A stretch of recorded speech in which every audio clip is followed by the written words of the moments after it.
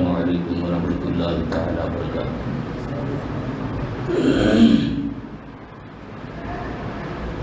الحمد للہ رب العالمین والعاقبۃ للمتقین والصلاة والسلام علی سید المرسلین وعلی آلہ واصحابہ اجمعین، اما بعد فاعوذ باللہ من الشیطان الرجیم، بسم اللہ الرحمن الرحیم۔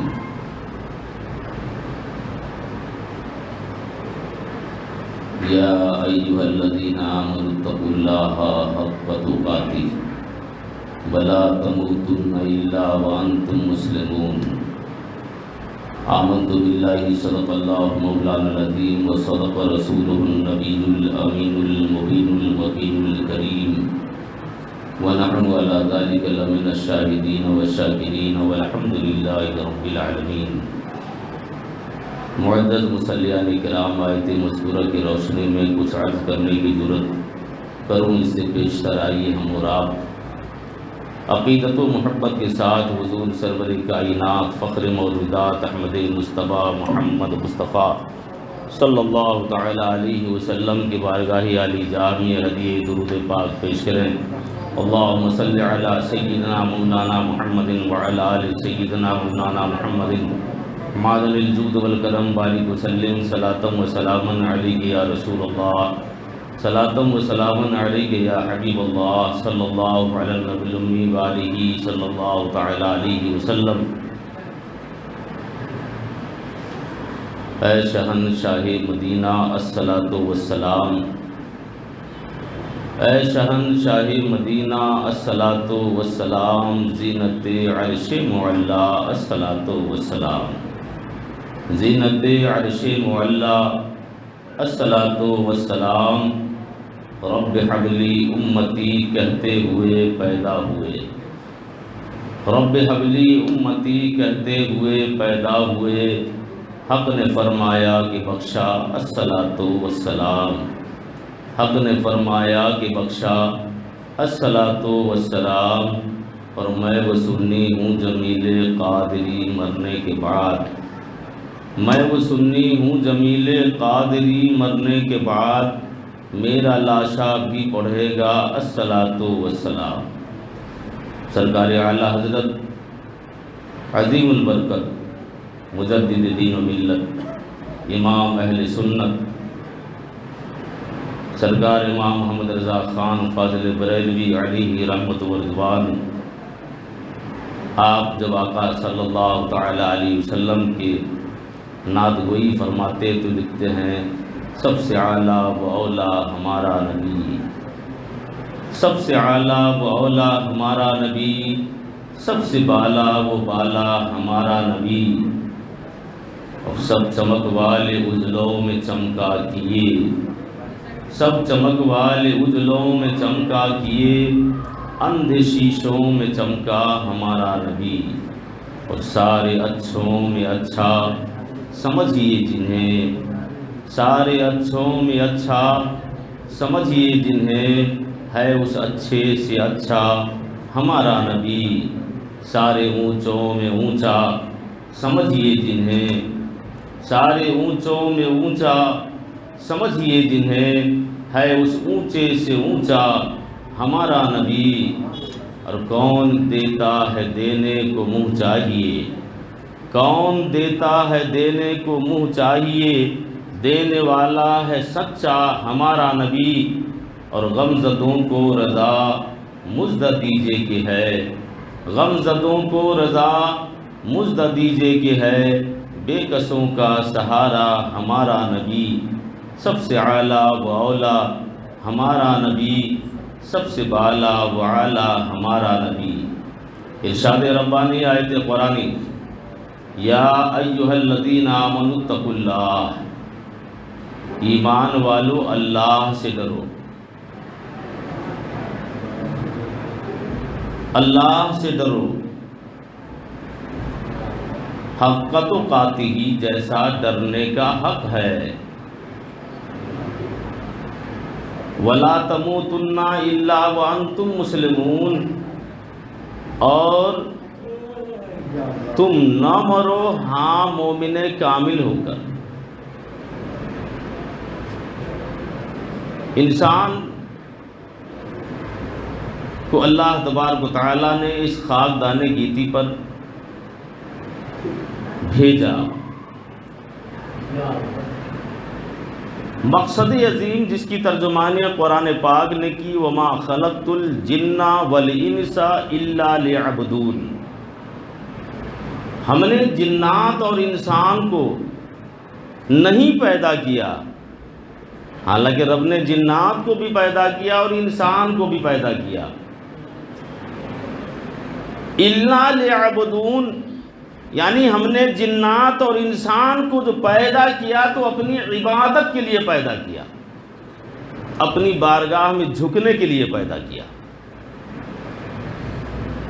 کہیں حکم دیا وَارْكَعُوا مَعَ الرَّاكِعِينَ، رکوع کرو رکوع کرنے والوں کے ساتھ، کہیں حکم دیا وَاسْجُدُوا مَعَ السَّاجِدِينَ، سجدہ کرو سجدہ کرنے والوں کے ساتھ، کہیں آیا فَاذْكُرُونِي أَذْكُرُكُمْ وَاشْكُرْ لِي وَلَا تَكْفُرُونَ، تم مجھے یاد کرو میں تمہیں یاد کروں گا، تم میرا شکریہ بجا لاؤ، انکار نعمت مت کرو۔ پھر وہیں آگے آیت کریمہ یا ایھا الذین آمنوا استعینوا بالصبر والصلاۃ، ایمان والو نماز اور صبر سے مدد طلب کر، ان اللہ مع الصابرین، بے شک اللہ صبر والوں کے ساتھ ہے۔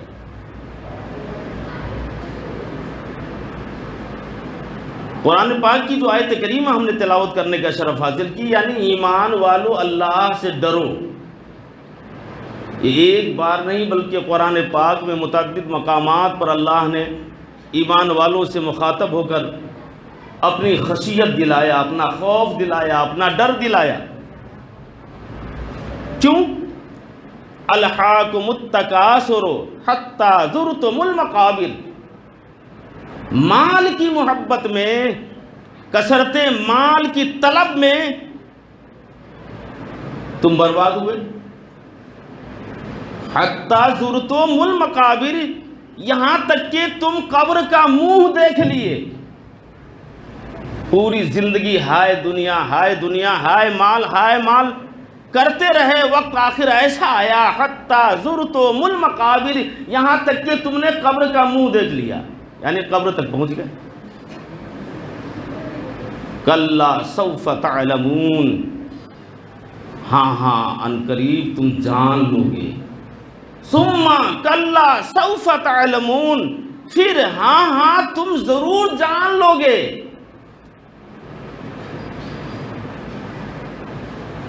ثم کلا سوف تعلمون، یہ بار بار قرآن کہہ رہا ہے، کسی کی گھر کی زبان نہیں، کسی کی گھر کی بولی نہیں،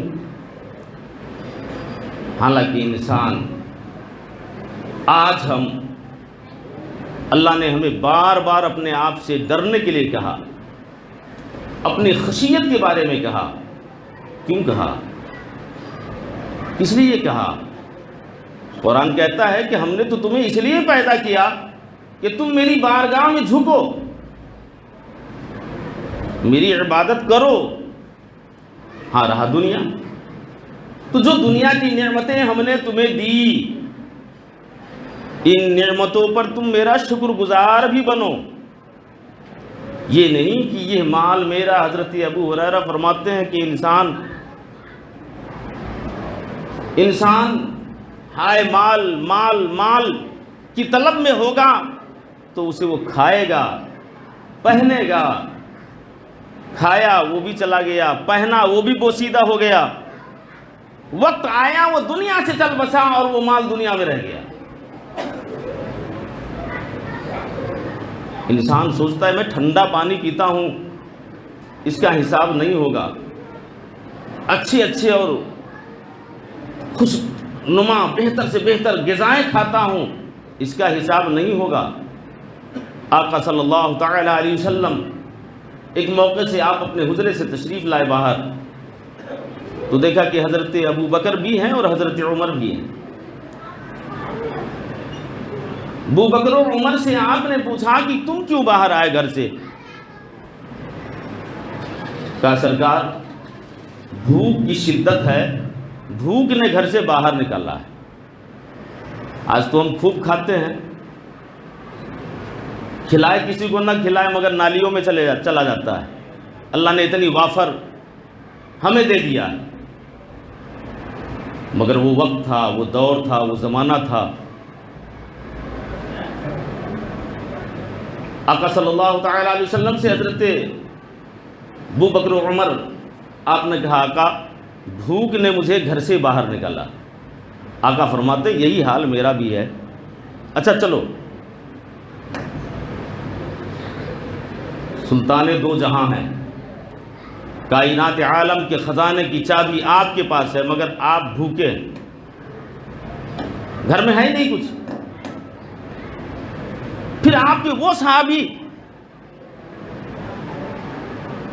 صحابی کہ جن کے بارے میں سیدہ طیبہ طاہرہ حضرت عائشہ رضی اللہ تعالی عنہا، آپ جب آسمان کی طرف دیکھی تو ستارے جگمگا رہے تھے، پورے آسمان میں ستارہ جگمگاتا ہوا نظر آیا جسے انسان شمار نہیں کر سکتا۔ حضرت عائشہ نے آقا صلی اللہ تعالی علیہ وسلم سے پوچھا آقا کہا بولو، کہ آسمان میں جو ستارے نظر آتے ہیں میرے آقا، کیا آسمان کے ستارے کے برابر بھی کسی کی نیکیاں ہیں؟ آقا صلی اللہ تعالی علیہ وسلم نے ارشاد فرمایا ہاں۔ حضرت عائشہ کہتی ہے آقا ارشاد فرمایا جائے وہ کون ہیں آپ کے محبوبین میں، آپ کے مقربین میں، آپ کے چہیتوں میں؟ آقا صلی اللہ علیہ وسلم ارشاد فرماتے ہیں عائشہ آسمان کے ستاروں کے برابر جن کی نیکیاں ہیں وہ میرا عمر ہے، اللہ نے آسمان کے ستاروں سے بھی کہیں زیادہ نیکی عمر کو عطا فرمایا۔ سبحان اللہ۔ حضرت عائشہ سوچنے لگی کہ آقا سے سب سے زیادہ محبت تو میرے ابا حضور ابو بکر صدیق رضی اللہ تعالیٰ عنہ، آپ فرماتے ہیں آقا کہیں میرے ابا کا نام ارشاد فرمائیں، مگر نہیں، حضرت عمر کا نام آیا تو آپ نے پوچھ دیا آقا ابا حضور کا نام نہیں آیا۔ آقا صلی اللہ تعالی علیہ وسلم ارشاد فرماتے ہیں عائشہ تمہارے ابا میرے ابو بکر کی بات کرتی ہو، ابو بکر کی تو وہ ایک نیکی تمام نیکیوں پر بھاری ہے جو اس غار میں ابو بکر نے میری محبت میں سانپ سے ڈسوایا مگر مجھے نیند میں ذرہ برابر خلل نہیں آنے دیا۔ سبحان اللہ۔ آقا صلی اللہ تعالی علیہ وسلم کے ہمراہ وہ صحابی ہیں جن کا نام سن کے شیطان بھی لرزہ براندام ہو جاتا ہے، وہ صحابی ہیں جنہوں نے آقا صلی اللہ تعالی علیہ وسلم کی محبت میں اپنی شب و روز کو گزاری مگر بھوکے۔ آج ہم اپنے گھر کے دانا کی قدر نہیں سمجھتے، اپنے گھر کے کھانے پینے کے سامانوں کی قدر نہیں جانتے۔ جی میں آیا تو اٹھا کے اگر ذرا سی ناراضگی ہوئی یا ذرا کمی بیشی ہو گئی تو اسے اٹھا کر پھینک ڈالنے کی کوشش کرتے ہیں۔ ہمارے جنون ایسے ہوتے ہیں، ہمارے غصے اس طرح کا ہوتا ہے، بچے اس طرح برباد کرتے کہ ہم اسے جھاڑوؤں سے سمیٹ کر نالی کے حوالے کر دیا کرتے۔ یہی رزق کا سوال ہم سے کل قیامت میں اللہ تعالیٰ لے گا۔ ٹھنڈا پانی جسے ہم خوب پیتے ہیں چوس چوس کے، ٹھنڈے پانی کا بھی حساب ہوگا۔ نر اور بہتر غذائیں جو ہم کھا رہے ہیں ان غذاؤں کا بھی ہم سے سوال ہے۔ اللہ نے ارشاد فرمایا ہم نے تو تمہیں اس لیے پیدا کیا کہ تم میری عبادت کر، اور ان عبادتوں میں وہ دانے کی عزت و حرمت بھی ہے، اسی عبادت میں کاروبار اور تجارت بھی ہے، اسی عبادت میں سونا اور بیٹھنا بولنا بھی ہے کہ ہم بولیں تو ہم سے خدا راضی رہے۔ ایسا نہیں کہ لہو و لعب اور کسی جھوٹ کو اتنا من گڑھت بنا کر ایسا گڑھ کے ہم چالو کر دیں، دنیا والوں کے سامنے پیش کر دیں کہ دنیا جان جائے، دنیا مان جائے، مگر اللہ تو جانتا کہ یہ سچ نہیں بلکہ یہ جھوٹ ہے جو اس کی من گڑھت ہے۔ کیا اس من گڑھت کا حساب ہم سے نہیں ہوگا؟ یقیناً اس کا حساب ہوگا۔ ثم لترون الجحیم، وہ چیزیں جس نے تجھے جہنم تک پہنچا دیا. ثم لترون الجحیم، پھر تمہیں اس نے جہنم تک پہنچایا.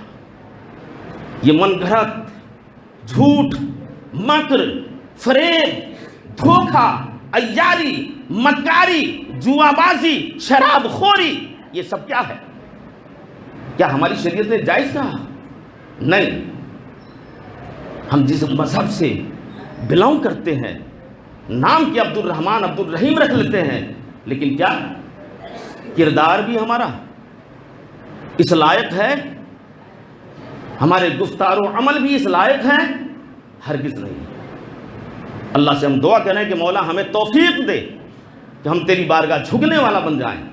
ہم قدم اٹھائیں تو وہ قدم اٹھانا بھی اس وقت تیرے خوف کو سامنے رکھ کر میرا قدم اٹھے. ہاتھ چلائیں تو تیرا خوف رکھ کر ہاتھ چلے. زبان سے بولیں تو تیرا ڈر سامنے رکھ کر بولیں. آنکھ سے دیکھیں تو تیری خشیت ہمارے سامنے ہو. کان سے سنیں تو تمہارا ڈر بھی ہمارے سامنے ہو. ایسا نہیں کسی کی غیبت سنے چلے جا رہے ہیں، کسی کی چغلی سنے چلے جا رہے ہیں. نیکی تو بہت کی ہے میں نے، مگر ذرا سی حسد کے ایک گٹھر ہم نے نکالا تو اس حسد نے ساری نیکیوں کو جلا کے خاک کر دیا. ساری نیکی میری جل گئی. اس لیے بار بار رب نے فرمایا یا ایھا الذین آمنوا اتقوا اللہ، یا ایھا الذین آمنوا اتقوا اللہ، یا ایھا الناس اتقوا. ڈرنے کے بارے میں تو بار بار قرآن پاک میں آیا. اللہ سے ڈرو، اللہ سے ڈرو، اللہ سے ڈرو. وہ بھی ایمان والا. جب تم کلمہ طیب لا الہ الا اللہ محمد الرسول اللہ صلی اللہ تعالیٰ علیہ وسلم کے پڑھنے والوں، پھر اللہ سے ڈرو. صرف کلمہ پڑھ لینا ہی کافی نہیں ہے، بلکہ اللہ کی خشیت کو بھی سامنے رکھنا ہوگا، اللہ کا ڈر بھی سامنے رکھنا ہوگا، رسول اللہ کی محبت بھی سامنے رکھنی ہوگی. پیارے آقا صلی اللہ تعالیٰ علیہ وسلم ہیں، حضرت ابوبکر و عمر ہیں، آپ ساتھ میں چلے ہیں. ایک انصار کے گھر گئے، آواز دیا، دروازہ کھولا گیا، تشریف لے گئے. آپ نے پوچھا اہل خانہ نہیں ہے؟ انصار کی بیوی تھی. کہا حضور وہ کہیں ٹھنڈا پانی لینے کے لیے گئے میرے لیے. اتنے میں انصار بھی حاضر آ گئے. آقا صلی اللہ تعالیٰ علیہ وسلم کو دیکھا، حضرت ابوبکر و عمر کو دیکھا، خوشی میں جھوم گئے. آج میں بڑا خوش نصیب ہوں، بڑا خوش قسمت ہوں کہ میں ایسے مہمان کا میزبان بن رہا ہوں جو سلطان کونین ہے، جو آقا صلی اللہ تعالیٰ علیہ وسلم کے بڑے پیارے ہیں. وہ آج میرے گھر آ گئے ہیں. خوشی میں جھوم جاتے ہیں. آج اگر مہمان آ جائے تو ہم دکھی ہو جاتے ہیں.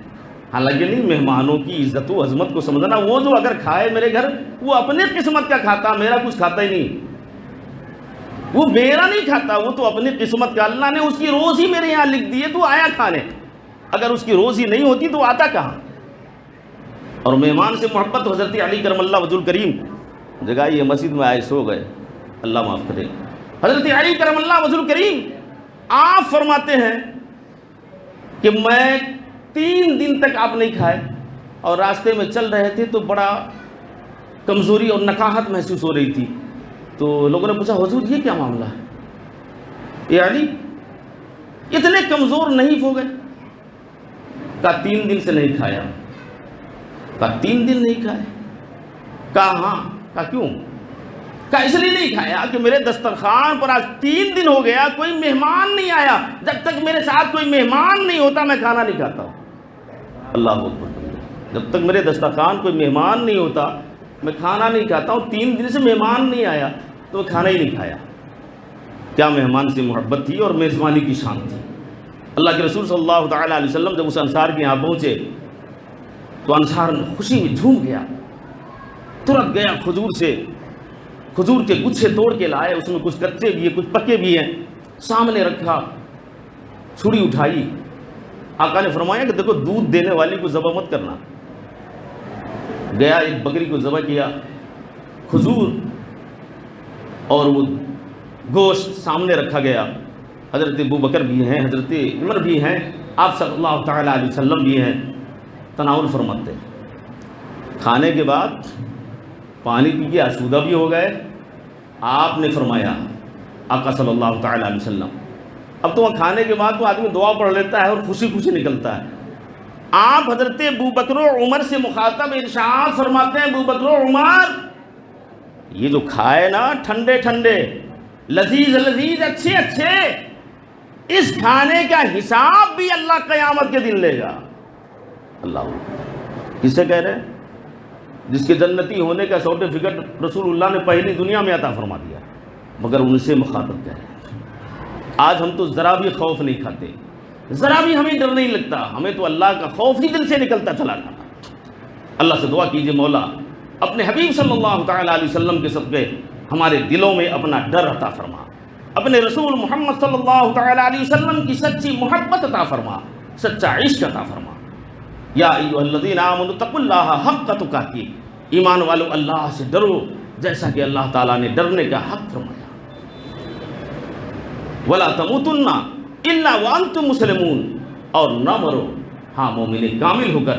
اللہ تعالیٰ ہمیں آپ کو صحیح راہ چلنے کی توفیق عطا فرمائے, اپنی خشیت ہم سبوں کے دلوں میں عطا فرمائے, ہمیں بھی اور ہمارے بچوں کو بھی اپنی بارگاہ جھکنے کی توفیق عطا فرمائے. آمین یا رب العالمین بجاہ سید المرسلین وما توفیق الا باللہ. السلام.